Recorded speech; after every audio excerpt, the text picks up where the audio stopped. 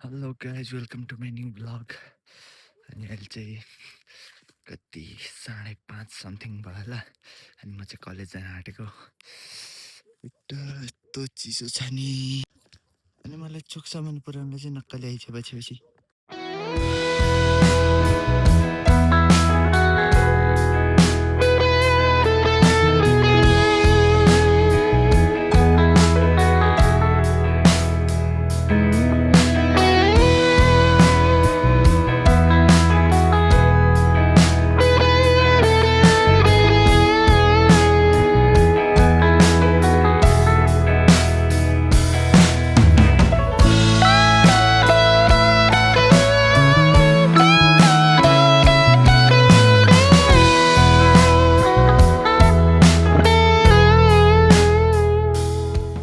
Guys अहिले चाहिँ म कम्प्युटर क्लास आएको। कम्प्युटर क्लास मेरो कम्प्युटर क्लास छ कि उहाँ कलेज सकेपछि अनि म चाहिँ कम्प्युटर क्लास आउँछु अनि त्यसपछि चाहिँ घर जान्छु नि त।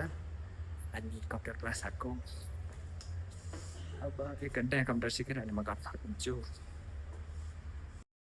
गाइज अहिले चाहिँ मेरो क्लास सक्यो अनि अब चाहिँ म घर जान आँटेको।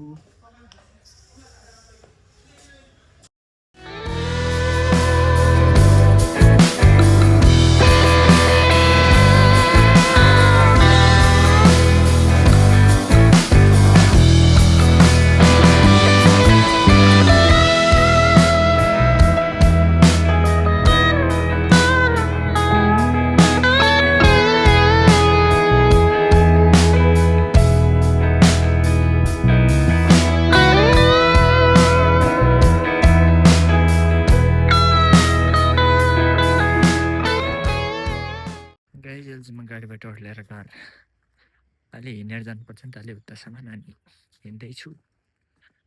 यहाँबाट लाग्छ होला 2-3 मिनट जति। गाइज अहिले चाहिँ म घर आइपुगेँ। गाइज अहिले चाहिँ म खाना बनाउन आँटेको। खाना बनाउँदैछु।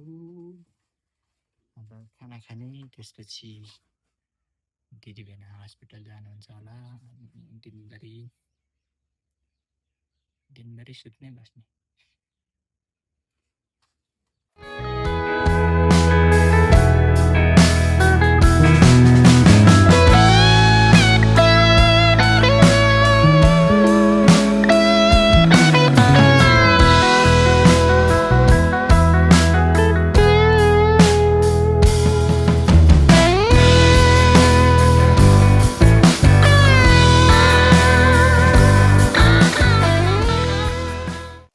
के तरिका पुगेन हौ सरजन यो यसलाई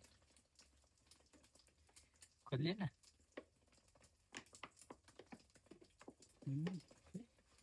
ल के हो यार के हो यो चिल्लो हो कि भने अनि भइरहेको रहेछ। बन्द भइरहेको छ कि खोलिरहेको छ।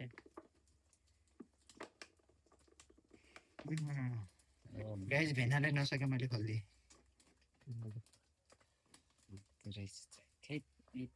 पावर होइन पावर भने पावर है।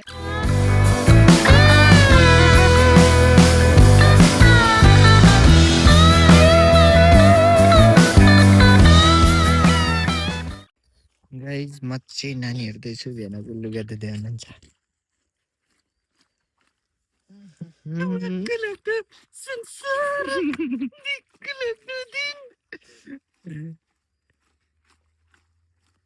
त्यस्तो दिक्क लाग्यो नानीको लुगा धुन। नगरेर लुगा त एकैछिन। वाह वाह वाह वाह।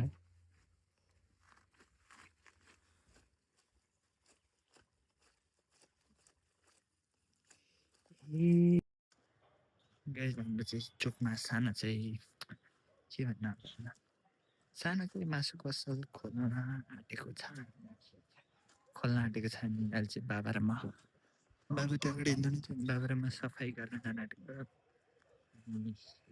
त्यस्तो धेरै ठुलो होइन सानो चाहिँ छ। त्यही सफा गर्नु पऱ्यो भनेर हिँडेको अहिले चाहिँ। अनि सफा गर्नलाई चाहिँ बाल्टी एउटा छोत्रो कपडा अनि जग छ त्यही अलिअलि टेस्टपास गर्ने यताउता अनि त्यही हो गाइडबाट चाहिँ हामी पसल सफा गर्न आँटेको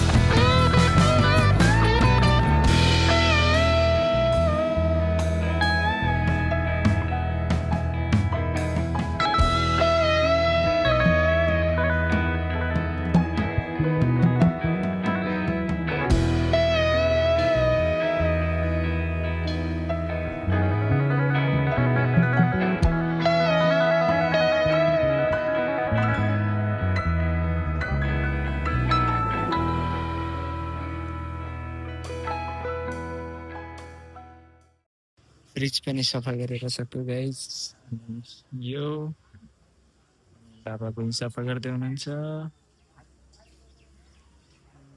यस्तो छ पसल चाहिँ सानो चाहिँ त्यो ठुलो त छैन गाइजल चाहिँ साफसफाइको काम सक्यो अनि अब चाहिँ बाबा र म मासु लिन जाने